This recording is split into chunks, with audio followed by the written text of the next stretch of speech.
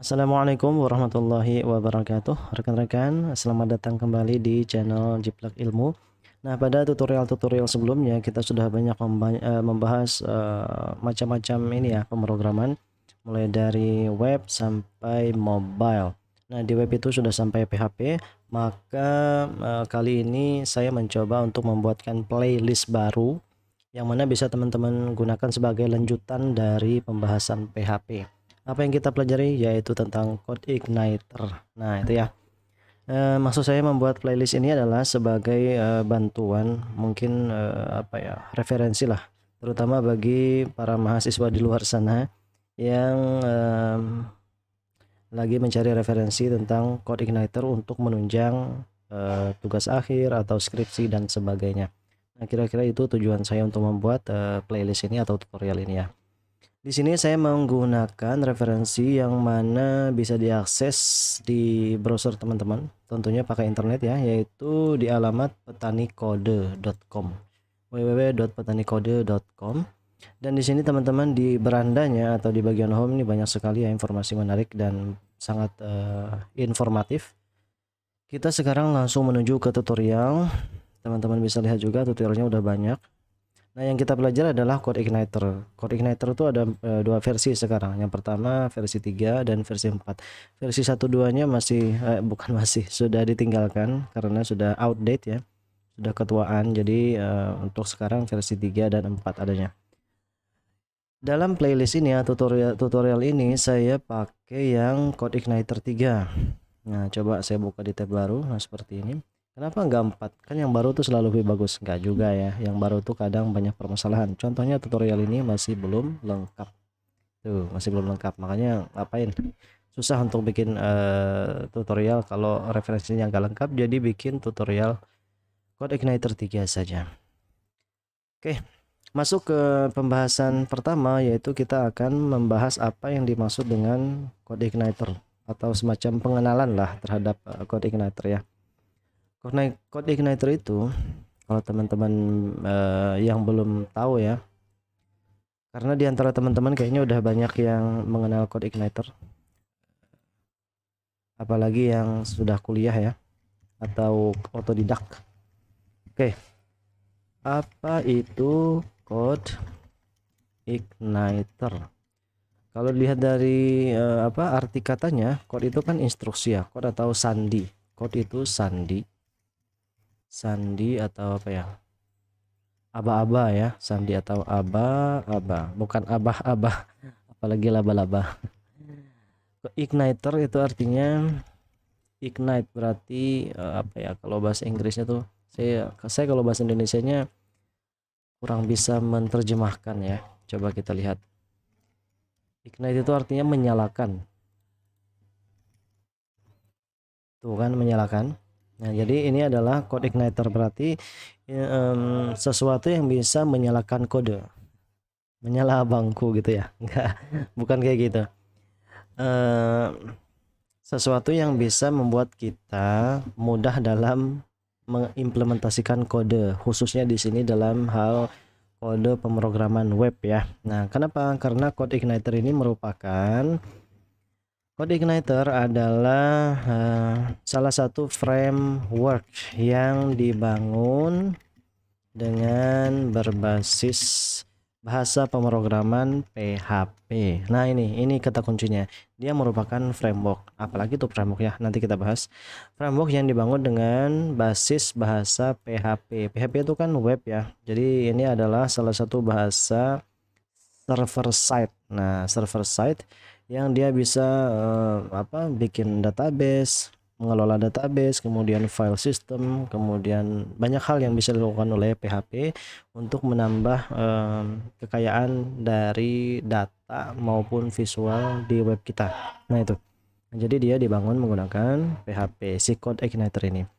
Kemudian kalau teman-teman masih bingung apa itu framework, framework itu terdiri dari dua kata juga, frame plus work. Frame itu bisa dimaknai bingkai atau apa ya? Bingkai atau kerangka ya, kerangka. Work itu artinya pekerjaan. Pekerjaan pekerjaan yang sudah dirangkai sedemikian rupa sehingga bisa digunakan ulang oleh orang lain. Nah itu.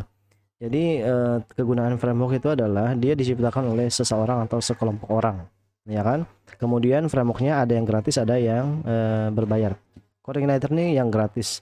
Artinya kita kalau pakai dia, kalau mau menggunakan Codeigniter nggak perlu bayar. Nah, jadi si framework ini didistribusikan ke publik ya kan? Mau dia skalanya internasional, nasional atau regional. Nah, keunggulan dari framework adalah semua instruksi-instruksi atau fungsi-fungsi di dalam si framework tersebut siap pakai. Jadi apa ya, kalau kita bikin sesuatu yang kompleks tuh kan biasanya ada algoritma-algoritma yang perlu dikembangkan dari awal ya kan. Misalnya apa ya, algoritma searching. Nah, itu kan ribet tuh. Nah, dengan adanya framework kita orang yang awam dengan pemrograman atau building sebuah apa ya, coding yang kompleks itu bisa lebih mudah menerapkan instruksi pemrograman karena ya frameworknya sudah ada, tinggal dipanggil aja fungsi-fungsi atau library yang relevan sehingga kegiatan kita dalam memprogram bisa lebih cepat, hemat waktu, hemat biaya, tenaga, pikiran dan seterusnya. Nah, itu tujuan dari framework, mempermudah pekerjaan siapapun yang nanti menggunakannya. Nah, gitu ya. Jadi Codeigniter adalah framework yang dibangun dengan bahasa pemrograman PHP. Nah, kemudian mengenai versinya, kok harus versi 3 dan versi 4? Kenapa enggak versi ini lanjutannya, kenapa enggak versi 3 atau versi 4? Well, jawabannya adalah begini teman-teman. Mungkin teman-teman bisa buka aja di sini tadi ya. Codeigniter. Nah, di sini satu. Ini webnya bagus, bahasanya gaul-gaul ya. Apa itu framework sudah dijelaskan juga di sini. Jangan malas baca ya kalau kita pengen mahir. Nggak ada yang namanya shortcut atau jalan pintas, semuanya perlu proses. Oke, ini sebentar sebelum ke sini. Kenapa versi? Nah, ini. Kenapa versi 3 bukan 4? Karena di sini salah satunya berkaitan dengan versi PHP atau server Apache yang nanti kita pakai. Kalau versi 3 itu dia yang versinya 5,6, kalau Codeigniter 4 itu versinya 7,2 ke atas. Nah, jadi kalau teman-teman menginstal Exam dengan Apache atau server PHP yang 5,6 maka cocoknya pakai Codeigniter 3. Kalau yang versi yang terinstall adalah 7,2 ke atas maka cocoknya pakai Codeigniter 4. Di sini ada banyak sekali perbedaan ya, teman-teman baca aja sendiri. Kemudian kenapa sih kita pakai yang namanya framework Codeigniter? Ya jelas karena keunggulan-keunggulan yang ditawarkan. Nah, ini misalnya nanti ada ini ya, bikin skripsi atau TA teman-teman. Kenapa di skripsinya harus berbasis CI katanya si dosen penguji nanya. Nah, jelaskan aja. Jadi bisa dijelaskan saja keunggulan-keunggulannya. Nah, daripada teman-teman ngelantur kemana-mana penjelasan tentang yang dimuat di latar belakang skripsinya, maka yang dipaparkan di latar belakangnya adalah keunggulan-keunggulan Codeigniter. Begitu kira-kira.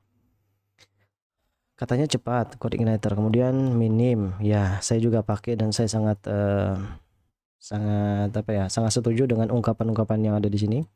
Yaitu dia mudah digunakan ya, mudah digunakan dan cepat, dan dia ukurannya kecil, nggak terlalu banyak konfigurasi dan pokoknya simple lah kalau mau pakai Codeigniter, sama kayak kita PHP aja.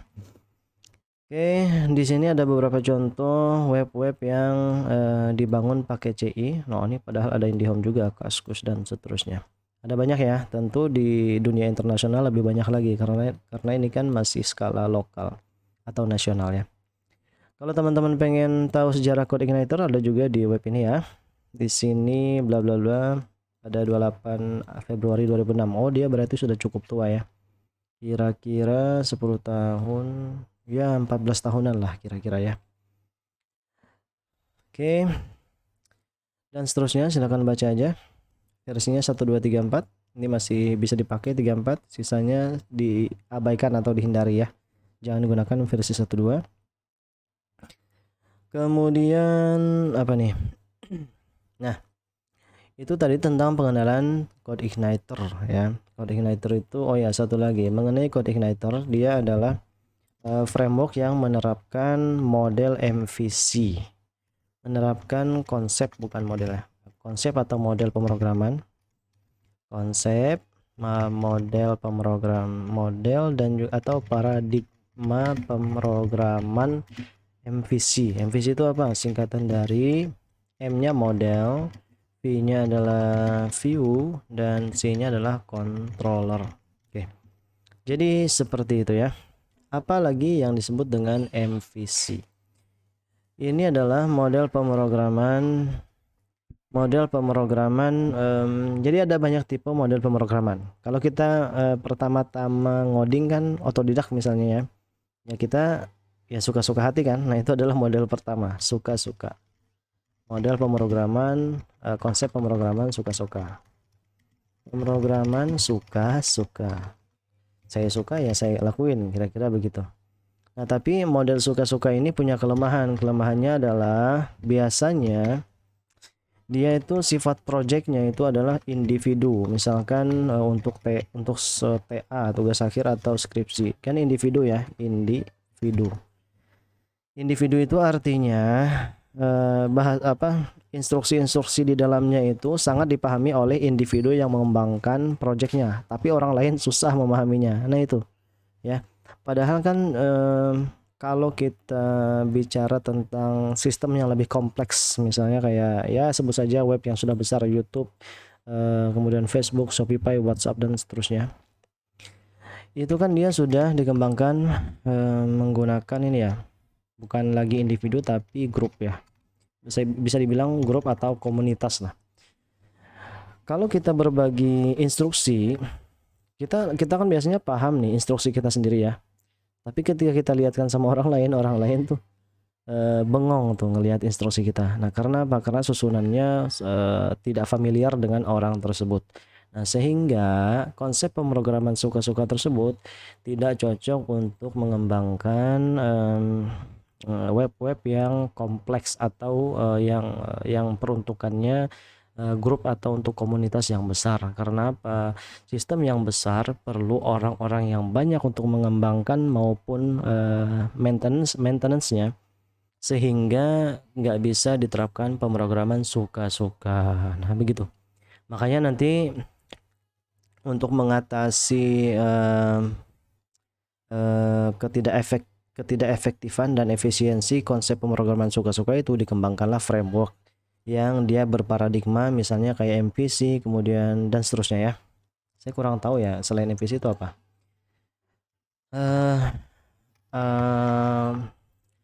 Coba saya cari ya, programming paradigm other than MVC, pakai bahasa Inggris ya. Ada banyak paradigma selain MVC.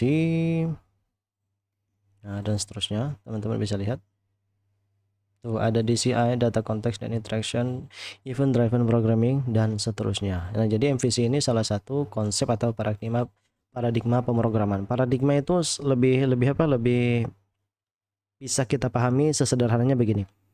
Kebiasaan kita mengoding, nah itu paradigma. Saya berpandangan atau berparadigma bahwa mengcoding dengan cara MVC ini lebih efektif dan efisien dibanding pemrograman suka-suka. Nah itu paradigma ya, pandangan kita terhadap sesuatu mana yang lebih kita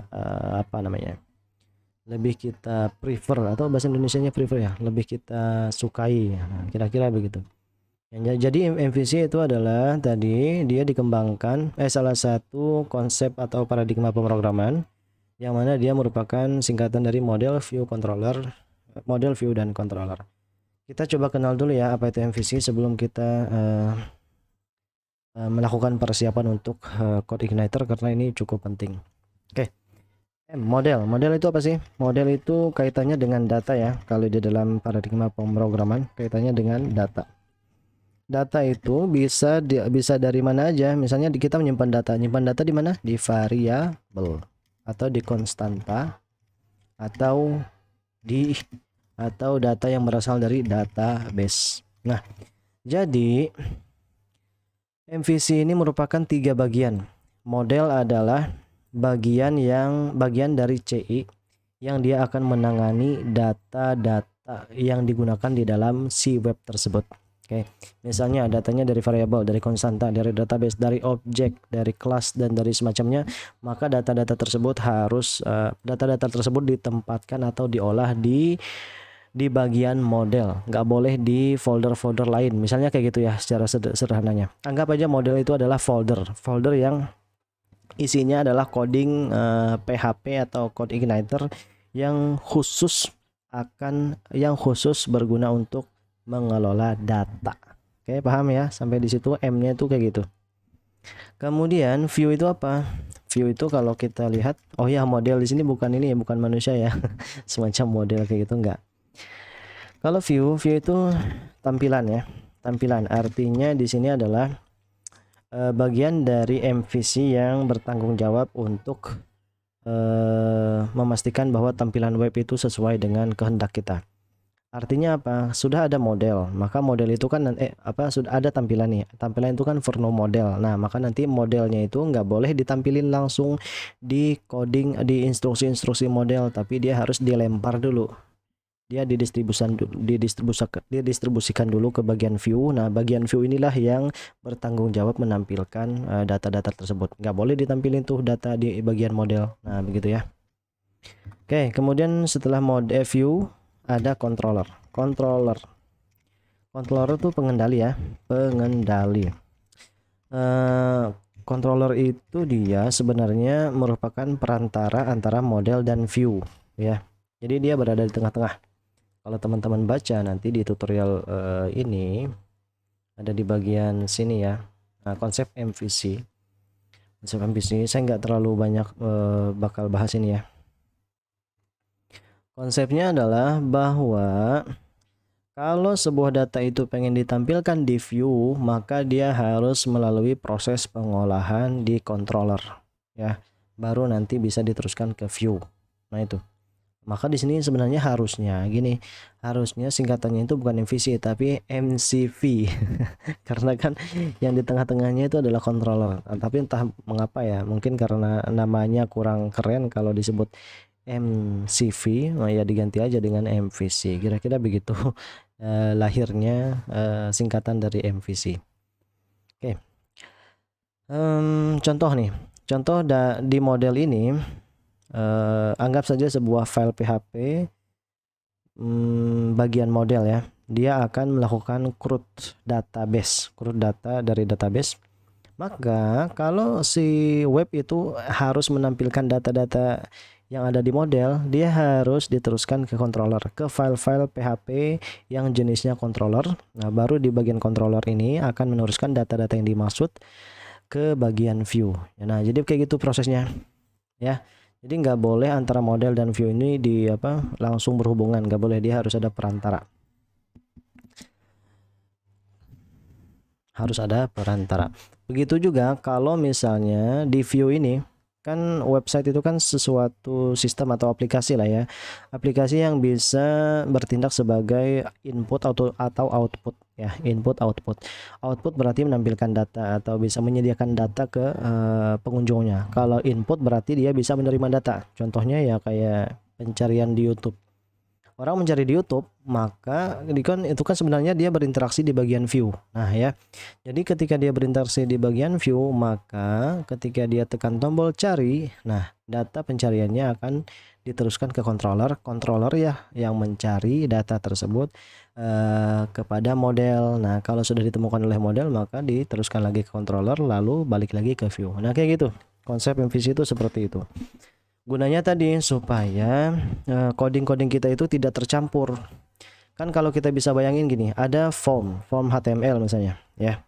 Ada form HTML.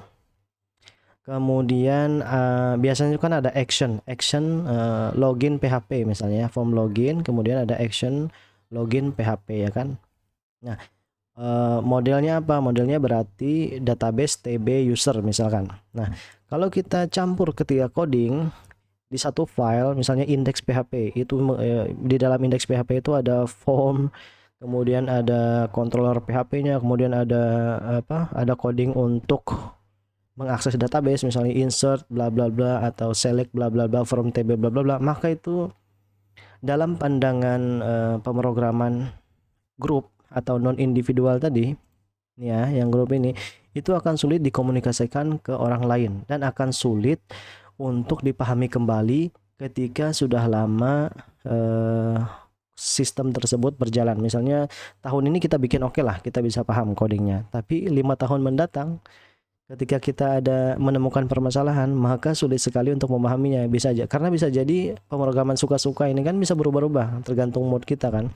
Saat ini kita suka coding yang seperti ini, tahun depan mungkin beberapa tahun lagi, 1 dekade mungkin kita sukanya beda lagi. Nah, biasanya yang kita suka itu kita tinggalkan ya kan, yang kita tinggalkan berarti kita lupa. Nah, maka 1 tahun pertama coding berjalan dengan baik dan kita bisa memahaminya, 10 tahun yang akan datang bisa jadi kita sudah lupakan semua yang ada di dalam coding tersebut. Makanya yang suka-suka ini jangan sampai dipakai untuk mengembangkan sistem yang sifatnya grup atau yang sudah besar.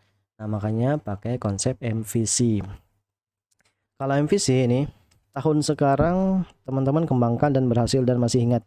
Tahun 10 tahun atau 20 tahun berikutnya ketika sistem tersebut mengalami kendala, maka akan sangat mudah untuk menemukan bagian-bagian yang menjadi kendalanya. Misalnya, database-nya nih ditemukan kesalahan di database, maka yang teman-teman ulik pertama kali adalah bagian model, folder-folder yang menangani file-file model yang menghubungi database. Nah, itu gampang kan? Misalnya orang lain yang akan menangani error tersebut, maka orang lain tersebut bisa juga langsung, oh ini modelnya, karena dia pakai MVC ya udah saya langsung ke model, nggak mungkin berkaitan dengan coding view atau controller. Nah, begitu maksudnya. Itu kenapa MVC itu bagus untuk menangani project skala besar atau project yang ya skala pengerjaannya komunitas atau grup ya. Saya kira sampai situ aja, teman-teman pasti paham ya. Seharusnya, kalau enggak nanti baca aja lagi konsep materi-materi di website ini. Saya yakin teman-teman punya waktu untuk itu dan harus sediakan waktu kalau memang pengen mahir CodeIgniter ya. Oke. Itu tentang MVC, dan mungkin kita bisa lompat ke bagian kedua dari ini ya, dari video ini, yaitu tentang persiapan dan instalasi CodeIgniter. Kalau teman-teman pengen nyoba CI, singkatan CodeIgniter adalah CI, teman-teman harus menyiapkan beberapa hal berikut. Sebentar. Apa saja persiapannya? Persiapan CI. Sama aja kayak ini ya, persiapan PHP. Yang pertama harus ada code editor. Nah, di sini nanti kita pakai VSC, Visual Studio Code ya. Teman-teman download kemudian diinstal sendiri, pasti sudah bisa ya. Kalau belum bisa, jangan ikuti tutorial CI ini, ikuti tutorial tentang HTML dulu. Oke, kalau nggak bisa nge-install dan mendownload VSC ini, bikin malu aja. Nggak canda ya. Kemudian teman-teman perlu yang namanya browser. Browser ini untuk kita sudah tahu lah ya apa itu browser. Di sini saya menggunakan Firefox ya, Mozilla Firefox. Yang pakai Chrome juga boleh. Kemudian di sini kita perlu web server. Web server itu aplikasi ya, aplikasi yang membuat komputer kita bisa bertindak sebagai layaknya sebuah server web. Yaitu saya pakainya Exam. Exam ini sudah menginstal web server dan juga server database, yaitu MySQL. Dua layanan yang kita nanti perlukan yaitu Apache untuk CI-nya dan MySQL untuk database kita. Dua ini aja layanan yang kita gunakan. Yang keempat baru kita download source code. Salah ya, harus kayak gini ya. Source code dari si CI-nya. CI versi berapa? Ada 2 kan tadi, 3 dan 4. Versi yang ketiga. Cara ngedownloadnya, ini kalau sudah tiga-tiganya ada ya, tinggal di download saja CI-nya. Caranya baca aja di halaman ini ya, halaman kedua nih, web server bla bla bla. Kemudian teman-teman download di bagian sini. Silahkan buka website CodeIgniter, klik aja, nanti muncul codeigniter.com. Cari di sini versi yang teman-teman inginkan, misalnya versi 3. di copy aja, di copy, klik download dan dia akan mendownload. Kalau sudah, kita jalankan dulu deh Apache deh. Apache kita jalankan. Ini saya install dua Apache ya. Jadi ada dua folder exam. Jalankan Apache, jalankan yang ini start Apache dan MySQL. Udah di close saja. Kemudian teman-teman bikin aja di sini sebuah folder di htdocs. Foldernya boleh CI project, kira-kira gitu ya, CI projects, untuk membedakan dia dengan, untuk memisahkan dia dengan folder-folder lain yang selain CI. Kemudian saya pengen di sini CI bikin project lagi. Jadi CI ini adalah project folder yang mengandung project-project, semua project CI saya nanti. Kemudian saya pengen supaya nggak kecampur dengan project lainnya. Kemudian di sini saya pengen bikin CI first time, kira-kira gitu ya. Nah, setelah kita bikin folder ini, dibuka aja teman-teman. Tadi buka ini, buka foldernya. Kemudian teman-teman coba ini bisa di cut dulu ya, di cut, klik kanan, cut, taruh aja di htdocs sini, paste ya. Nah, lalu teman-teman ekstrak tuh si arsipnya, ekstrak files, taruh di dalam folder yang barusan kita bikin di htdocs ya, htdocs, kemudian CI projects dan first time. Oke saja. Nah, nanti pokoknya ini adalah project induk. Jadi ketika kita bikin project yang lain ya, kita ekstrak aja file ini ya. Itu gunanya kita mendownload CI ini ya. Jadi kita sudah selesai mengekstrak. Nah, bisa dibuka di sini first time. Ini kayaknya jangan kayak gini lah ya. Harusnya tadi saya cut dulu deh, saya cut. Jangan deh, saya Ctrl A di sini aja, Ctrl X, Ctrl V, paste, dan saya hapus yang ini. Salah tadi ya. Harusnya diekstrak dulu ke dalam CI project lalu di rename saja foldernya. Oke. Kalau sudah, ya udah. Persiapannya sudah selesai, tinggal kita coba aja nih. Tinggal kita coba run apakah frameworknya sudah berjalan dengan baik atau tidak. Caranya gimana? Caranya localhost garis miring CI project ya, nama tadi ya, nama projectnya, nama foldernya. Kemudian di sini enter dulu aja. Nah, di sini ada first time, klik. Kalau muncul welcome to Igniter, berarti code Igniter kita sudah siap untuk di coding. Nah, itu ya, itu adalah persiapannya. Jadi cuma ada 4. Pertama code Igniter, code editor, browser, web server, dan download source code. Setelah semua persiapan ini berhasil, maka tahap selanjutnya adalah kita mencoba coding code Igniter yang akan kita lakukan di video berikutnya. Atau sekarang aja ya. Saya coba perlihatkan hello world saja dulu ya.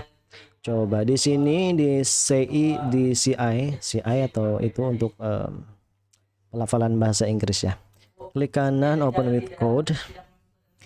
Dia coding yang pertama kali dieksekusi adalah, coba lihat ya, yang ditampilkan. Nah, coba teman-teman lihat di sini. Di dalam application dia, foldernya ada di dalam application ya. Kita nggak melakukan apapun di folder selain application. Sistem juga jangan. Di application tuh ada 3 folder yang teman-teman harus perhatikan. Pertama models nih, V-nya view kan? Ada nggak view di sini? Masa nggak ada? Nah, ini view. Nah, ini models, view, dan di sini controller. Nah, 3 ini aja yang kita perlu perhatikan ya. Oke. Ketika project kita dijalankan, apa yang akan dia lakukan? Pasti si controller yang melakukan codingnya. Dia biasanya di welcome PHP. Oke. Nah, itu ya. Welcome PHP, dia akan menampilkan welcome message. Nah, welcome message itu berarti ini, lihat nih. Kode codingnya adalah view. Berarti yang di load adalah bagian view. Yang ini kan. Lihat di bagian view ada model welcome message. Ya udah, buka aja welcome message. Bla bla bla bla bla. Kalau teman-teman pengen menampilkan sesuatu, misalnya kita bisa hapus ini. Atau kita ini aja, saya copy dan saya paste lagi di sini ya. Copy dan paste lagi. Saya sebut sebagai rename saja. Saya sebut sebagai hello hello world atau halo dunia seperti itu. Dan saya pengen ketika localhost itu dijalankan, dia akan menampilkan hello world, bukan welcome message. Caranya gampang, berarti ini ganti dengan nama file yang ada ini tadi, yang ada di views, yaitu hello world. Ya udah, hello ini nama filenya, ini nama filenya juga. Ganti aja ini dengan hello underscore world kayak gitu ya. Save, kemudian di hello world-nya sebagai bukti ya bahwa kita berada di hello world, ya udah di title-nya kita ganti menjadi hello world. Dan saya pengen hapus semuanya dulu. Saya pengen hapus stylenya biar dia muncul hello world saja, dan di sini juga saya hapus ya. Untuk membuktikan bahwa ini adalah halaman hello world. H1 ini halaman halaman hello world. Kita save. Nah, ini ya. Jadi cara kerjanya gini. Ketika si CI di load, pertama kali dia akan mengeksekusi controller kan. Di bagian controller ini yang pertama kali dieksekusi adalah welcome.php atau sebenarnya index ya. Bukan index sih, welcome.php. Dia secara otomatis akan mengakses welcome.php. Oke. Nah, kemudian sebenarnya bisa ya, bisa dieksekusi coding lain. Kemudian setelah welcome.php diperiksa sama si CI, dia akan menjalankan fungsi index ini. Nah, fungsi index adalah fungsi yang dijalankan secara otomatis oleh si CI ya. Ingat-ingat itu. Maka si index ini dia memanggil apa? This load. Fungsi ini load, muat. Muat apa? Muat bagian view, coding-coding yang berkaitan dengan tampilan. Yang mana yang dimuat? Nih, nama filenya adalah hello world. Makanya yang ditampilkan adalah hello world. Di dalam hello world tampilannya bagaimana? Nah, ini. Tampilannya adalah titlenya hello world dan ini halaman hello world. Kita akan uji. Tadi kan tampilannya ini ya, sebelum kita rubah ya, dari welcome message menjadi hello world. Sekarang kita reload. Nah, ini halaman hello world. Mudah kan untuk menggunakan CI? Mudah, sulit juga. Kalau sulit ya berarti teman-teman belajarnya otodidak, benar-benar otodidak. Kalau nggak sulit berarti ya dengan cara menonton tutorial ini. Oke. Nah, itu mengenai itulah cara mengeksekusi hello world ya. Cara menjalankan website berbasis CodeIgniter. Nah, jadi di download dulu frameworknya. Frameworknya itu berisi file-file dan folder yang berkaitan dengan CodeIgniter. Nah, di mana ini disebut sebagai arsitektur nih. Arsitektur itu artinya susunan dari file dan project, file dan folder ya. Itu arsitektur atau struktur filenya dari CodeIgniter. Di dalam folder dan file-filenya ada coding-coding yang sudah disediakan, yang mana bisa kita eksekusi saja sesuai keperluan. Nah, itu ya. Itu gampangnya pakai CI. Kalau framework lain itu ada banyak sekali konfigurasi, misalnya React, kemudian apalagi Laravel, Node.js dan seterusnya, itu banyak sekali. Tapi kalau CI ini udah tinggal download, kemudian taruh di htdocs kan, ekstrak, kemudian ya udah bisa dipakai, dipanggil aja, save dan seterusnya. Nah, begitu ya. Ini adalah pengenalan tentang CodeIgniter. Semoga teman-teman bisa mengambil manfaat dari tutorial ini, dari video ini. Kita akan jumpa lagi di video di tutorial berikutnya, yaitu tentang dasar-dasar bahasa PHP di CodeIgniter dan juga form handling ya, menangani form di CodeIgniter. Nah, itu yang akan kita bahas di video selanjutnya. Jangan lupa teman-teman baca nih tutorialnya kalau bisa sebelum lihat video ini. Misalnya bagian sini, dua ini dan ini. Jadi tadi kita sudah membahas secara singkat kita sudah membahas 1 2 3 4. Nah, 4 nih ya. Oh ya, menggunakan view dan CSS juga belum ya, nantilah ya. Kayaknya harusnya video sebelum kita ke form handling kita ke sini dulu mungkin. Tapi saya lihat dulu ya, mana yang kira-kira lebih mudah teman-teman jalani. Nanti kita lihat apakah ke CSS dulu atau ke basic PHP dulu, basic PHP dan form handling. Kayaknya basic PHP dan form handling ya. Oke, terima kasih sudah menyaksikan. Semoga hari teman-teman menyenangkan. Sampai jumpa lagi di video berikutnya.